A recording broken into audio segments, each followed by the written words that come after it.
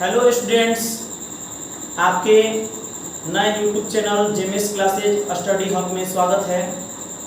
बच्चों, मैं प्रवीण कुमार, मैं आप लोगों के लिए 10th बोर्ड का एग्जाम का स्पेशल रूप से तैयारी करवाना चाहता हूं।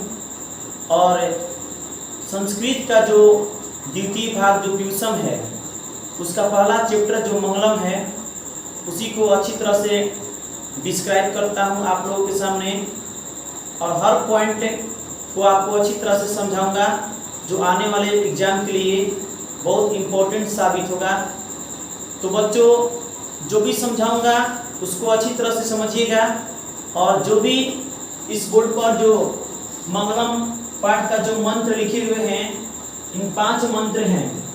इन 5 मंत्र में जितने भी शब्द हैं, इन शब्दों का सबसे पहले अर्थ बताऊंगा, और फिर इनको अच्छी तरह से अर्थ समझाऊंगा, ताकि एग्जाम में कहीं से भी अगर क्वेश्चन पूछे, इसके अंदर से भी अगर क्वेश्चन पूछे, तो आप आंसर अच्छी तरह से दे सके। तो बच्चों, सबसे पहले जो मंगलम चैप्टर है, इस मंगलम चैप्टर में ये परमात्मा के सर्वोपरि बताया गया है, और इसमें बताया गया है कि परमात्मा सबसे बढ़कर होता है, और सत्य का मार्ग सबसे अटल होता है, सबसे कठोर होता है, और इस मार्ग पर चलना बहुत मुश्किल होता है। अगर सही तरीके से चला जाए तो बहुत आसान होता है। तो वही दोस्तों, इसे मंगलम चैप्टर में कुल 5 मंत्र हैं, और ये जो मंगलम चैप्टर है, ये उपनिषद से लिया गया है। आप लोगों को पता होगा कि उपनिषद की जो संख्या होती है, टोटल उपनिषद हमारे ग्रंथों में उपनिषदों की संख्या 108 होती है, जिसमें से कुछ इम्पोर्टेंट उपनिषद, जो उन्हीं उपनिषदों से ये 5 मंत्रों को जोड़ा गया है। मंगलम में कुल 5 मंत्र हैं, यहाँ से एक क्वेश्चन बन सकता है, और ये 5 मंत्र जो हैं अलग अलग उपनिषद से लिए गए हैं। सभी जितने भी मंत्र हैं, जितने भी शब्दार्थ से मिलकर बने, शब्दों से मिलकर बने हैं, इन सबका अर्थ हम आपको अलग अलग समझाएंगे। फिर उसके बाद इसका पूरा डिस्क्राइब करेंगे, और इसके प्रश्न का उत्तर भी बताएंगे। तो दोस्तों, चलिए स्टार्ट करते हैं। सबसे पहले मंगलम में का जो पहला मंत्र है, हिरण्मयेन पात्रेण सत्यस्य अपहितम मुखम। यहाँ पर अ छिपा हुआ है, हम पढ़ेंगे अ यहाँ पर। हिरण्मयेन पात्रेण सत्यस्य अपहितम मुखम तत्वम कुसन्न अपावेणु। यहाँ पर भी अ छिपा हुआ है, अ बोलेंगे सत्य धर्माय दृष्टे। तो दोस्तों, सबसे पहले सारे जितने भी मंत्र है आपका, ये जो मंत्र है, ये ईशावास्य उपनिषद से लिया गया है। ईशावास्य उपनिषद से लिया गया है। ईशावास्य आपके एग्जाम में पूछ सकता है छोटे लाइन देकर कि हिरण्मयेन पात्रेण डॉट डॉट डॉट किस उपनिषद से लिया गया है, तो आपका आंसर होगा ईशावास्य उपनिषद से लिया गया है। इसको याद रखें। अब देखिए, इन जितने भी शब्द से मिलकर बने, इन शब्दों का हम अर्थ बता रहे हैं। जैसे हिरण्मयेन, हिरण्मयेन का अर्थ होता है स्वर्णमय, जो सोने की तरह होता है, सोने जैसा होता है। पात्रेण के मतलब होता है पात्र से, यहाँ पर तृतीय विभक्ति का प्रयोग किया गया है। तो पात्र मतलब बर्तन, और पात्रेण मतलब होगा बर्तन से। यहाँ पर कर्ता ने कर्म को करण से तृतीय विभक्ति का प्रयोग हुआ है। सत्यस्य, जहाँ पर सय होता है, वहां पर षष्ठी विभक्ति का एक वचन होता है, यहाँ पर पढ़ेंगे सत्य का। अपहितम, यहाँ पर अ छिपा हुआ है, हम आप लोग बताए हैं। अपहितम मतलब होता है ढका हुआ। मुखम मतलब होता है मुख। तो हम लोग अगर एक लाइन में अगर इसको अर्थ निकालें, तो बनेगा कि हिरण्मय मतलब क्या बताए हैं, सोने जैसा। पात्रेण माने बर्तन से। सत्यस्य मतलब सत्य का। अपहितम मतलब ढका हुआ है। मुखम मतलब मुख। सोने जैसा पात्र से सत्य का मुख ढका हुआ है, ये इसका अर्थ हुआ। सोने जैसा पात्र से सत्य का मुख ढका हुआ है। आपके एग्जाम में पूछेगा, हिंदी में लिखकर पूछा जाएगा कि सत्य का मुख किससे ढका हुआ है, तो आपको आंसर देना है हिरण्मयेन पात्र से, सोने जैसा पात्र से। दूसरा बात है तत्वम कुसन्न अपावेणु सत्य धर्माय दृष्टे। कह रहा है कि हे प्रभु, कुसन्न जो यहाँ पर ईश्वर को बोला गया है, परमेश्वर को बोला गया है, बोला गया कि हे परमेश्वर, तत्वम मतलब जो भी ढका हुआ है, जो भी सत्य का मुख ढका हुआ है, हे प्रभु अपावेणु कर दे। अपावेणु के मतलब होता है हटा दे, उनको हटा दे। क्यों हटा दे? सत्य धर्माय दृष्टे, सत्य धर्म के लिए, सत्य धर्म के दर्शन के लिए, दृष्टि मतलब दर्शन, सत्य धर्म के दर्शन के लिए उसे हटा दे। अब किसे हटाने की बात किया जा रहा है? तो जो सत्य का मुख ढका हुआ है किस चीज से? सोने जैसा पात्र से। तो उस सोने जैसे पात्र से, पात्र को हटाने के लिए बात कर रहा है ताकि सत्य धर्म का दर्शन हो जाए। तो कोई एक बार फिर से इसका बता रहे हैं, सोने जैसा पात्र से सत्य का मुख ढका हुआ है। तत्वम कुसम अपावेणु, कुसम मतलब परमेश्वर, हे परमेश्वर आप हटा दें सत्य धर्म के दर्शन के लिए सोने जैसे पात्र से, सोने जैसे पात्र को, बर्तन को आप हटा दें। और ये किस उपनिषद से लिया गया है? ईशावास्य उपनिषद। ये मंगलम का पहला मंत्र था। दूसरा मंत्र देखिएगा, दूसरा मंत्र है अरोणयान, पढ़ेंगे इसके, अरोणयान महतो मह्यान, अरोणयान महतो मह्यान आत्मास्य जंतो निहितो गुहयाम तम क्रतु पश्यति वित्सुको धातु प्रसादाना महिमान आत्मना। दोस्तों एक बार इसको रीडिंग जरूर दीजिएगा घर पर। अनोन्यान महतो मह्यान आत्मास्य जंतो निहितो गुहयाम तमक्रतु पश्यति वित्सुको धातु प्रसादाना महिमान आत्मना। ये जो आपका दूसरा श्लोक है ये कंठ उपनिषद से लिया गया है। यहाँ पर लिखे कंठ उपनिषद, ये दूसरा श्लोक कंठ उपनिषद से लिया गया है। तो बच्चों ये दूसरा श्लोक जो है कंठ उपनिषद से लिया गया है और इसमें जितने भी शब्द हैं इन सबका हम अर्थ बताएंगे। अणोन्यान के मतलब होता है अणु, यहाँ पर परमात्मा को अणु के समान बताया गया है, आत्मा को अणु के समान। अणु के मतलब होता है छोटा से छोटा, तो इसका अर्थ हुआ अणोन्यान के मतलब हुआ सूक्ष्म से सूक्ष्म, छोटा से छोटा। महतो के मतलब होता है महान, और मह्यान के मतलब होता है से महान। तो छोटा से छोटा, महान से महान। महतो मह्यान के मतलब क्या हुआ? महान से महान, छोटा से छोटा, महान से महान। आत्मास्य, आत्मास्य मतलब जो आत्मा है, जंतु निहितो जितने भी पृथ्वी पर समस्त जीव जंतु हैं उनमें निहित होता है। कौन? आत्मा। सूक्ष्म से सूक्ष्म, महान से महान आत्मा पृथ्वी पर जितने भी समस्त जीव जंतु हैं उनमें निवास करता है। निहितो मतलब निवास करता है। और कहाँ निवास करता है? गुहयाम। गुहयाम के मतलब होता है जीव जंतुओं के गुफा में, हृदय रूपी गुफा में ये आत्मा उनके अंदर निवास करता है।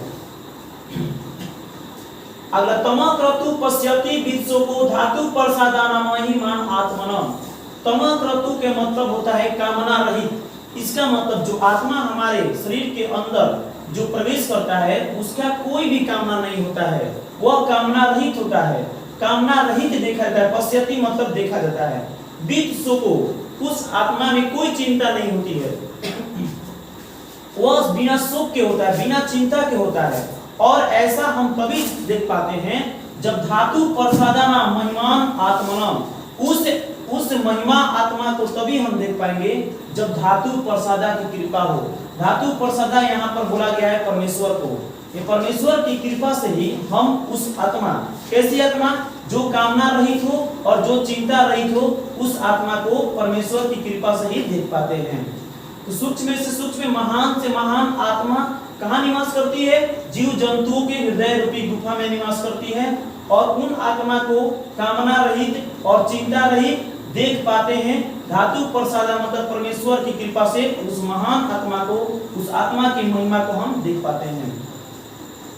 तीसरा श्लोक की तरफ चल रहे हैं। तीसरा श्लोक है सत्यमेव जयते नानिदितं सतेन पंथा विततो देवयान हिनाक्रमंत ऋषियो हप्तकामा यत्र तत्र सत्यम परम निधानम। दोस्तों जो तीसरा श्लोक है, ये तीसरा श्लोक मुंडको उपनिषद से लिया गया है। जितना भी 5 मंगलों में कितने श्लोक है? टोटल 5 हैं, 5 मंत्र हैं। और जो तीसरा जो मंत्र है मुंडको उपनिषद से लिया गया है। और इसमें क्या कह रहा है? कह सत्यमेव जयते नानिदितं। सत्यमेव जयते मतलब सत्य की जीत होती है। और सत्यमेव जयते किस उपनिषद से लिया गया है? मुंडको उपनिषद से लिया गया है। सत्य की ही जय होती है। ना अनितम, अनितम यहाँ पर छिपा हुआ, इसमें अनितम के मतलब होता है असत्य। असत्य, ना मतलब नहीं, अनितम मतलब असत्य की, मतलब सत्य की जय होती है, असत्य की नहीं। सतेन पंथा, सत्य के पथ पर, सत्य के मार्ग पर। विततो मतलब विस्तार होता है। और देवयान मतलब देव मार्ग का, सत्य के पथ पर ही देव मार्ग का विस्तार होता है।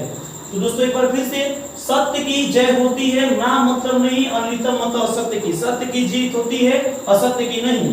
सत्य के पथ पर ही देव मार्ग का, देवयान का विस्तार होता है।